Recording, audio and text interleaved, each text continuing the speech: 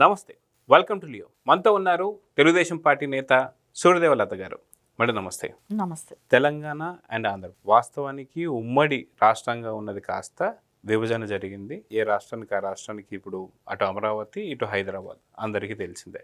అయితే సడన్గా దాదాపు 2014లో వచ్చిన టీఆర్ఎస్ ఏదైతే ఉందో అది కాస్త బీఆర్ఎస్గా మారడం. సో దాని తర్వాత తెలంగాణ సెంటిమెంట్ అంత పెద్ద ఎత్తున లేదు అని చెప్పేసి రేవంత్ రెడ్డి గారు అంటే కాంగ్రెస్ గవర్నమెంట్ రావడం, ఏదైతే పూర్తిగా 2 రాష్ట్రాలకు విభజించినటువంటి ఒక పార్టీని మళ్ళీ అధికారంలోకి రావడం, ఇవన్నీ చూస్తున్నాం. కానీ వాస్తవానికి తెలంగాణ సెంటిమెంట్ మీదే ఉన్నటువంటి ఒక టీఆర్ఎస్ కావచ్చు, బీఆర్ఎస్ కావచ్చు, ఇవన్నీ కూడా పక్కకి వెళ్ళిపోయాయి.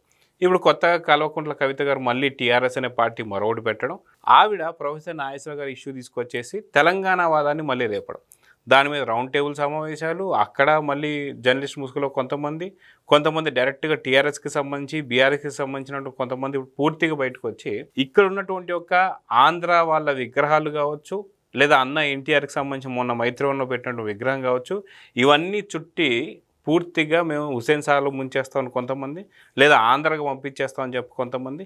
ఏంటి వివాదం అంటే ఏం చెప్తారు?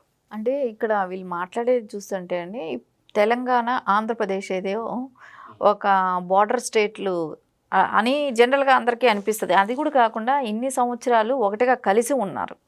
చాలా సంవత్సరాల గతంలో తీసుకుంటే 10 ఏళ్ళుగా విడిపోయి ఉన్నాం. కానీ 10 ఏళ్ళుగా విడిపోయి ఉన్నా కూడా అందరూ ఎక్కడా కూడా పెళ్లి సంబంధాలు కలుపుకుంటున్నారు, వెళ్తున్నారు, అక్కడ టెంపుల్కి వెళ్తున్నారు, వాళ్ళు ఇక్కడ టెంపుల్స్కి వస్తున్నారు, ఇక్కడ చూస్తున్నారు, ఇక్కడ ఏమైనా షాపింగ్ కావాలంటే ఇక్కడ చేసుకుంటున్నారు, అక్కడికి వెళ్ళి ఏమైనా షాపింగ్ చేసుకోవాలంటే చేసుకుంటున్నారు, బిజినెస్ పరంగా బాగానే ఉంటున్నారు, అన్ని రంగాల్లో కూడా బాగానే ఉంది. ప్రజల్లో ఎక్కడ తెలంగాణ ప్రజలకే కావచ్చు, అక్కడ ఆంధ్రప్రదేశ్ ప్రజలు కూడా సరే మా రాష్ట్రం మాకు వచ్చింది, మేము కష్టపడతాం, ఇంకా కూటమి ప్రభుత్వం వచ్చింది, డెవలప్ చేసుకుంటున్నాం, మా భూములు పెరిగాయి అనే సంతోషం వాళ్ళు దీని గురించి అసలు పెద్దగా ఏమీ కూడా పట్టించుకోకుండా వాళ్ళది వాళ్ళు చూసుకుంటున్నారు. సరే ఇక్కడ తెలంగాణకి తీసుకుంటే తెలంగాణలో ఉన్న ప్రజలందరికీ కూడా వాళ్ళకు ఒక నిరాశ అనేది అయితే వచ్చింది. ఎందుకు నిరాశ వచ్చిందంటే తెలంగాణ సిద్ధించుకున్న తర్వాత మనకేదో అద్భుతాలు జరిగిపోతాయని కేసీఆర్ చెప్పిన మాటలు, అంటే ఇంటికో ఉద్యోగం అని కానివ్వండి, మీకు ఇంకా అందరికీ భూములు ఇచ్చేస్తానని చెప్పటం కానివ్వండి, బంగారు తెలంగాణ అంటాం కానివ్వండి, నేనంతా అందరికీ పనిచేస్తాను డబ్బులు అని చెప్పడం, ఇట్లా రకరకాలు చేశాడు.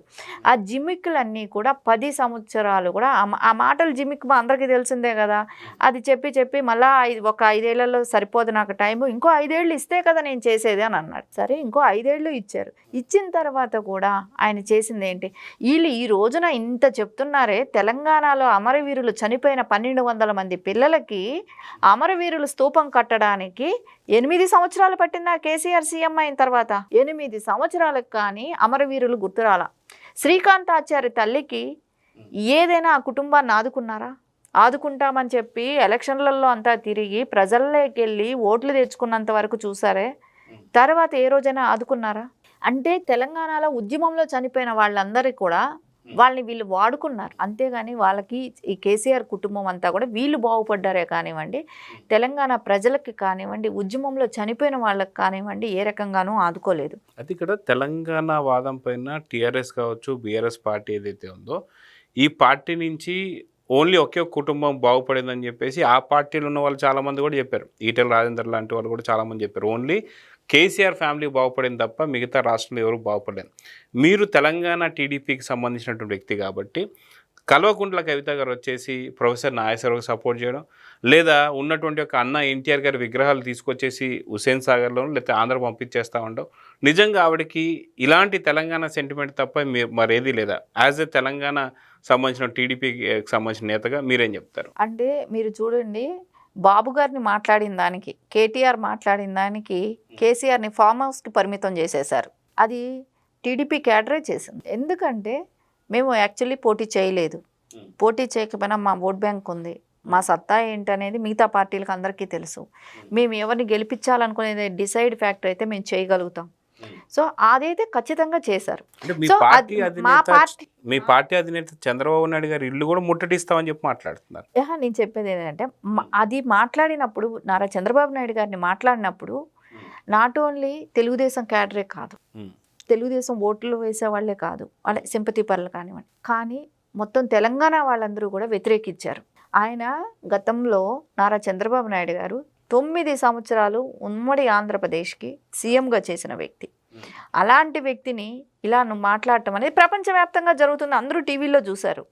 కానీ వీళ్ళు ఇక్కడ మాట్లాడిన మాటలు తెలంగాణ ప్రజలే కానివ్వండి, ఆ అదర్ పార్టీలో ఉన్న వాళ్ళు కూడా ఎవరూ యాక్సెప్ట్ చేయలేదు. ఈవెన్ బీఆర్ఎస్ మీరు చూడండి, బీఆర్ఎస్ ఎమ్మెల్యే క్యాండిడేట్లు కూడా ఖండించారు ఆ రోజున. కానీ కేటీఆర్ మాట్లాడాడు, మీరు ఆంధ్ర వెళ్ళి చేసుకోండి, ఆయన ఎక్కడే అరెస్ట్ అయితే ఇక్కడేం పని అని అన్నాడు. మీరు ఇంకోటి అంటున్నారు, కవిత వచ్చి ఇల్లు ముట్టడిస్తానన్నది. కవితకి ఇల్లు లేదా హైదరాబాద్లో? ఇక్కడ తెలంగాణలో ఉన్న టీడీపీ కేడర్ అంతా తెలంగాణ వాళ్ళం కదా, మాకు ఇక్కడ స్థిరంగా అస్తిత్వం లేదనుకుంటున్నారా? మాకు ముట్టడిచ్చడం తెలియదా? నోరుంది కదా అని మాట్లాడితే మీ నాన్న వల్లే అవలా, కేసీఆర్ వల్లే అవలా, నారా చంద్రబాబు నాయుడు గారిని 10 ఏళ్ళు ఏమీ చేయలేకపోయాడు, ఇప్పుడు నీ వల్ల ఏమవుతుంది? రెచ్చగొట్టే మాటలు చేయకండి. ప్రజలకు ఏం చేసి మేము అధికారంలోకి రావడానికి ఏం చేద్దామనే దాని గురించి ఆలోచించండి. సరే, నేను 10 ఏళ్ళు ఏదైతే బీఆర్ఎస్ పార్టీలో నాకే న్యాయం జరగనప్పుడు నేను మీకేం చేస్తానని చెప్పి కవిత గారు ఈరోజు మాట్లాడుతున్నారు. సో నువ్వు మీ నాన్న చేయనప్పుడు నువ్వు చేస్తావని నమ్మకం ఏంటి? 10 ఏళ్ళు కళ్ళు మూసుకొని ఉన్నామంటే ఎవరైనా ప్రజలు నమ్ముతారా? అంటే ఆ కుటుంబంలో ఉంటూ ఆ ఫలాలన్నీ కూడా పూర్తిగా అనుభవించిన తర్వాత ఈరోజు బయటకు వచ్చి నేను కొత్త పార్టీ పెట్టాను, నేను వాళ్ళకి వ్యతిరేకం అంటే ఎవరైనా నమ్ముతారా? ఇక్కడ ఒక్క విషయం జరిగిందండి. ఏదైతే వీళ్ళు దోచుకున్న సొమ్ములన్నీ కూడా కవిత దగ్గర నుంచి లాక్కోవటం కేటీఆర్ గారు చేశారు. 14,000 కోట్లు ఏదైతే ఉందో కవిత దగ్గర నుంచి, అంటే కవిత జైలుకి వెళ్ళినప్పుడు కానివ్వండి, ఆవిడ జైల్లో తిహార్ జైల్లో ఉన్నప్పుడు కానివ్వండి, ఆవిడికి చెప్పింది ఏంటంటే, ఇప్పుడు ఈడీలు ఇవన్నీ సోదాలు జరుగుతూ ఉంటాయి, సో మొత్తం నేను ట్రాన్స్ఫర్ చేస్తాను, జాగ్రత్త చేస్తాను అని చెప్తే ఆవిడ నమ్మి కేటీఆర్కి అప్పచెప్పింది. సో మొత్తం ఆయన ట్రాన్స్ఫర్ చేశాడు 14,000 కోట్లు. ఆ 14,000 కోట్లు ఎప్పుడైతే రిలీజ్ అయ్యి వచ్చిందో అప్పుడు నా డబ్బులు నాకు ఇవ్వమని కవిత అడిగింది. సో అప్పుడు వీళ్ళల్లో వచ్చిన క్లాష్ ఏంటంటే, ఆ డబ్బులు ఇస్తే ఈవిడెక్కడ పార్టీ పెట్టి ఈవిడెత్తుంది అనేది ఆయనకి రాజకీయ పరంగా నాకు ఎదురుగా అవుతుందేమో అనే ఆలోచనతో ఆయన, సో ఈవిడ డబ్బులు కాజేశాడు కేటీఆర్. ఇక్కడ అన్నా చెల్లి కొట్టుకున్నది ఏంటి? దేశం కోసమో రాష్ట్రం కోసమో, రాష్ట్ర ప్రజలు తెలంగాణ ప్రజల కోసం కాదు.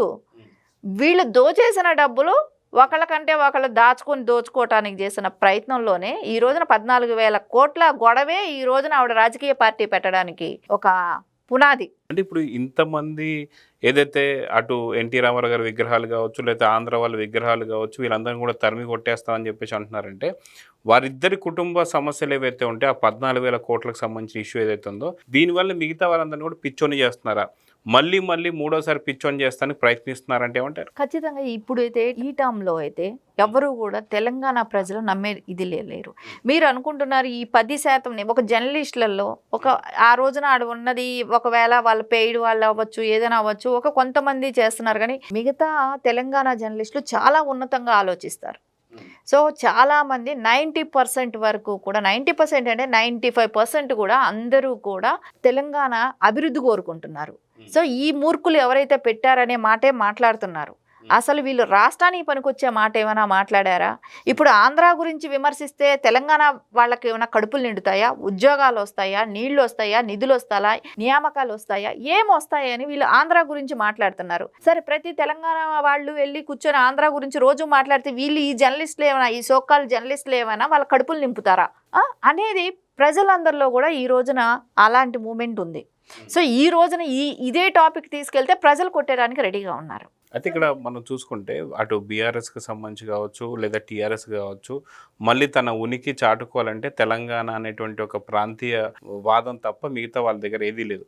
సో ఈ రకంగా మనం చూసుకుంటే మొన్న మధ్యన నరేంద్ర మోడీ గారు హైదరాబాద్కి రావడం, బహిరంగ సభకి వెళ్లే ముందు అటు చంద్రబాబు నాయుడు గారిని కావచ్చు, పవన్ కళ్యాణ్ గారిని కావచ్చు, సో కలిసిన వెంటనే రేపు జూన్ 2వ తారీఖున పవన్ కళ్యాణ్ గారు జనసేనకు సంబంధించి ఒక జంజీతో మీటింగ్ పెట్టడం, అదేవిధంగా చూసుకుంటే సేన గలం అని చెప్పేసి ఒక దళం పెట్టడం, కమిటీ పెట్టడం మనం చూస్తున్నాం. అంటే హైదరాబాద్లో కావచ్చు, తెలంగాణలో కావచ్చు, ఖచ్చితంగా మళ్ళీ కూటమి ప్రభుత్వం రాబోతుంది అనేటువంటి భయమే ఈ యొక్క పూర్తిగా గొడవలకు కారణం అంటే ఏమంటారు? ఇది మనకు ఖచ్చితంగా ఎప్పుడైతే మోదీ గారు వచ్చి నారా చంద్రబాబు నాయుడు గారిని, పవన్ కళ్యాణ్ గారిని కలిశారో అప్పటి నుంచి ఒక చర్చ అనేది స్టార్ట్ అయిపోయింది మీడియా పరంగా మొత్తం. ఎందుకంటే మనం బెంగాల్లో చూస్తే వెస్ట్ బెంగాల్లో బీజేపీ కైవసం చేసుకుంది.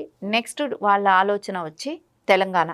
సో తెలంగాణలో సేమ్ ఆంధ్రప్రదేశ్లో ఉన్న కూటమి ఏదైతే ఉందో ఎన్డీఏ, అదే దీన్ని ఇక్కడ కూడా తెలంగాణలో కూడా అమలుపరుస్తారనేది ఆ రోజునే పలు మీడియా ఛానల్స్ అన్నీ కూడా డిస్కషన్లు డిబేట్లు అన్నీ పెట్టుకున్నాయి. అప్పటి నుంచి నాగేశ్వరరావు అనే వ్యక్తి సో అంటే గతంలో నుంచే వైఎస్ఆర్సీపీకి తొత్తులాగా మాట్లాడుతూనే ఉన్నారు. ఆయన మీద కండువా వేశారన్నంత మాత్రాన అది అబద్ధం కాకుండా పోదు, అది నిజమనేది ఈ రోజున అందరికీ తెలుస్తూనే ఉంది. ఇప్పుడు మళ్ళా డిబేట్స్ పెట్టే దానిలో కూడా ఆయన అనలిస్ట్ చేసే దానిలో కూడా చెప్తుంది తెలంగాణలో తెలుగుదేశం ఎందుకు ఉండాలి అనే మాట మాట్లాడుతున్నారు. మళ్ళా అంటేనే అర్థమవుతుంది ఇదంతా ప్రీప్లాన్డ్గా వీళ్ళు ముందు నుంచే స్కెచ్ వేసుకోవటం, ఆయన ఏదో ఒక మాట అన్నారని చెప్పేసి ఆయన బయట రావటం కానివ్వండి, ఆయన ఏదో మాట్లాడటం కానివ్వండి, నేను తెలంగాణ వాదం అని చెప్పి మాట్లాడతాం. మళ్ళీ కుల ప్రస్థానం ఒకటి తీసుకొచ్చారు, కులం కూడా అడ్డం పెట్టుకోవటం కానివ్వండి, దాని తర్వాత రౌండ్ టేబుల్ మీటింగ్ పెట్టడం కానివ్వండి, అక్కడ చేరి బూతులు తిట్టించడం కానివ్వండి, దాని తర్వాత ఈ రోజున బీఆర్ఎస్ పార్టీ వాళ్ళే వచ్చి మీడియా ఛానల్స్కి వచ్చి ఇప్పుడు ఈ రోజున ఈ రకంగా మాట్లాడటం, అంటే విగ్రహాలను తొలగిస్తాము మేము అధికారంలోకి వచ్చిన వెంటనే. అరే బాబు, ఎవరైనా బతకడానికి తిండి ఉద్యోగం ఇట్లాంటివి ఏదైనా చూస్తారే కానీ విగ్రహాల గురించో తెలంగాణ ఆంధ్ర వాళ్ళని తిడితేనే బతికేస్తామని అనుకుంటే ఈ 10 ఏళ్ళు బతకలేదు ఎందుకు? 10 ఏళ్ళు ఏమైనా ఉద్యోగం ఇచ్చారా? గతంలో కూడా తెలంగాణ ఉద్యమం వచ్చినప్పుడు ఇదే విధంగా చాలా మంది ఆంధ్ర వాళ్ళు ఆంధ్రాకి వెళ్ళిపోవాలి లేదంటే మనకి ఇట్లాంటి అన్నప్పుడు చాలా మంది వలసలు వెళ్ళారు. మళ్ళీ తిరిగి వాళ్ళ సొంత ఊళ్ళైనటువంటి వెళ్ళడంతో పూర్తిగా ఇక్కడ ఉన్నటువంటి ఒక బిల్డింగ్ టూలెట్లు పడిపోయాయి, ఇక్కడ ఉన్న బిజినెస్లు కోల్పోయారు, ఇక్కడ పూర్తిగా జరుగుతున్నటువంటి ఒక అంతా కూడా అయోమయం అయిపోయింది. మళ్ళీ అలాంటి టైంలోనే మళ్ళీ తెలంగాణకు సంబంధించిన వారందరూ కూడా లేదు అందరం కూడా అన్నదమ్ముల్లా కలిసి ఉండాలని చెప్పేసి అంటే మళ్ళీ అందరూ కలిసి చాలా ప్రశాంతంగా ఉన్నారు. కానీ మళ్ళీ ఇప్పుడు ఇలాంటి వాదన తీసుకురావడం అనేది ఓన్లీ కుటుంబ చిచ్చే కారణం అంటే ఏమంటారు? మీరు ఒకసారి ఉద్యమం టైంలో తర్వాత గెలిచే ఎలక్షన్ బిఫోర్ చూడండి, కేసీఆర్ గారు ఏమన్నారంటే ఆంధ్ర వాళ్ళకి ముళ్ళు కుచ్చుకుంటే నా పంటితో తీస్తానని చెప్పి అన్నారు. అంటే నీ ఓట్ల కోసం ఆ రకంగా మాట్లాడతావు, గెలిచిపోయినాయి అంటే అది అప్పుడు corporation elections, Hyderabad municipal corporation elections, GHMC elections అప్పుడు ఆ మాట అన్నారు. అనంటే మీకు అధికారం రావాలనుకుంటే కాళ్ళైనా పట్టుకుంటారు. అంటే హైదరాబాద్లో సెటిలర్స్ ఉన్నారు కాబట్టి ఆ మాట, అంటే అధికారం కోల్పోయినాక మళ్ళీ తెలంగాణ వాదాన్ని రెచ్చగొట్టాలన్నప్పుడు నేను పీక పట్టుకుంటానన్నట్టు నటిస్తాడు. అంటే అట్లా అనుకున్నప్పుడు కాళేశ్వరం ప్రాజెక్ట్ ఎవరికి ఇచ్చావు? వాళ్ళు ఆంధ్ర వాళ్ళు కాదా? సో నువ్వు లక్షలు దోచుకోవటానికి నువ్వు వాళ్ళకి ఇచ్చినప్పుడు వాళ్ళ ఆంధ్ర వాళ్ళగా తెలియలేదా నీకు? అంటే ఇక్కడ ఏం జరుగుతుందంటే ఆయన సంపాదించుకోవటానికి ఎవరినైనా వాడుకుంటాడు. సో ఈ రోజున ఆయనకు తెలుగుదేశం పార్టీ అనేది ఉంటే బీఆర్ఎస్ అనేది చరిత్రలో బీఆర్ఎస్ పార్టీ ఒకప్పుడు ఉండేది అనే స్థాయికి వస్తుంది. సో అందుకని ఆయనకి తెలుగుదేశం కానివ్వండి, మళ్ళీ జనసేన లాంటి పార్టీ ఇప్పుడు మళ్ళీ కూటమి వచ్చిందంటే మరుగున పడిపోతుంది బీఆర్ఎస్ అనేది. సో ఖచ్చితంగా దానికోసం ఆయన చేస్తున్న ప్రయత్నాలు ఇవన్నీ. సో చూద్దామండి, ఖచ్చితంగా అటు కవిత కావచ్చు లేదా అటు పక్కన ఉన్నటువంటి పార్టీలు ముసుగులో ఉన్నటువంటి వారు కావచ్చు, జర్నలిస్ట్ ముసుగులో ఉన్న వాళ్ళు కావచ్చు, నిజంగా తెలంగాణ ఆంధ్ర ఒక మళ్ళీ అలాంటి వాదన అయితే తీసుకురాబోతున్నారు. కానీ ప్రజలు మాత్రం చీత్కరిస్తున్నారు. సో చూద్దాం ఏం జరగబోతుందో. నమస్తే. నమస్తే. Please subscribe to Leo News for more videos.